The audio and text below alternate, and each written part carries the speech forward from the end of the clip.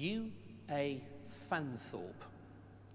There is a delight waiting for you if you don't yet know her poems, many of which began life in the Christmas card she and her partner would send each year. Always unpretentious, frequently funny, sometimes gently barbed, and often suddenly deep. They offer musings on jolly robins, overworked reindeer, Christmas kitsch, and Jesus. Jesus and the people around him. Like in her poem, I Am Joseph. In a few lines, Fanthorpe develops the terse narrative of the gospel reading we've just heard. It was found that Mary, not yet married, was pregnant. Then an angel told Joseph, her intended, not to be afraid, but to stand by her, because God was in this, and that the child would be great and have a great name. Fanthorpe takes these few verses and asks, well, how would that have felt? She makes Joseph in her poem look back to before Jesus was born, and the feeling she imagines above all in him is a feeling of dispossession.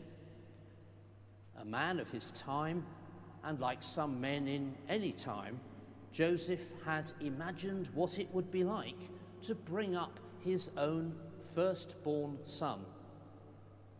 And he tells how it hasn't turned out like that.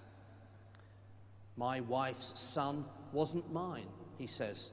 Nothing of him was me, and I couldn't even choose his name. Fanthorpe's lines put me in mind of a book I had to read for English O-level, The New Poetry. I've forgotten almost all of what was in that book in my days behind a 1970s school desk. But I remember one poem, Jesus and His Mother, by Tom Gunn.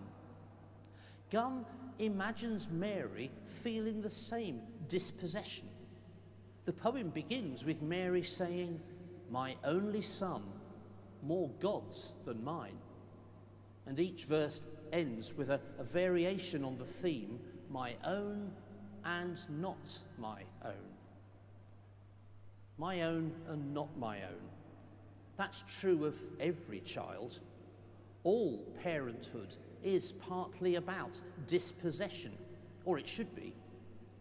Parents who treat children as their possessions harm them and harm themselves. When a child is born, every cell might come from the parents, but thanks to the surging processes of creation, not my phrase, the genetic croupier deals each newborn child a unique hand. That was true of you and me. How much more is it true when the child that is born is the child in these two poems? How much more is it true of a birth in which you see, in John V. Taylor's phrase, not the surging processes of creation alone, but creativity itself? How much more is it true when the child is called Jesus and Emmanuel, God with us? Now, a poet can do what she likes, but a preacher can't. And one of the sins of the preacher is psychologizing, pronouncing on the inner world of biblical characters when all the Bible gives us is speech and action. In the passage today, we know nothing of Joseph's inner feelings, apart from possibly in that phrase of the angel, do not be afraid. We cannot know how Joseph or Mary really felt.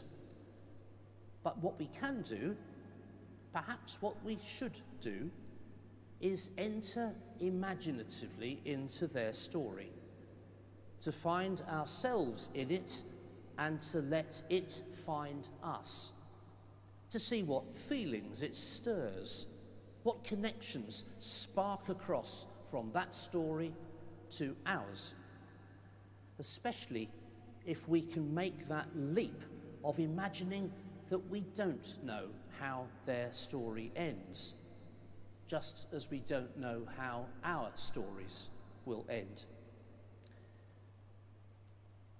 Dispossession is a feeling you may recognise just now. What is happening to us in these days, we didn't plan, certainly didn't ask for.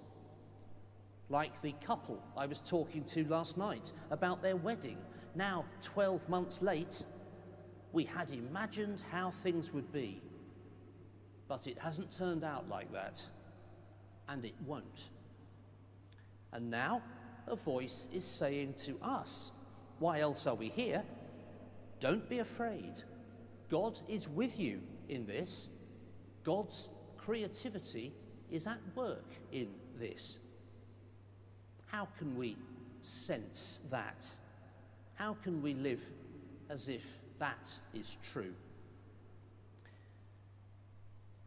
Joseph in Fanthorpe's poem ends with 3 words, 3 verbs, 3 action words, as we shall hear now. And in these days, they are a pretty good 3 words to ask God to make active, to make flesh in you and in me. I am Joseph, carpenter, of David's kingly line. I wanted an heir, discovered my wife's son wasn't mine. I am an obstinate lover, loved Mary for better or worse, wouldn't stop loving when I found someone else came first.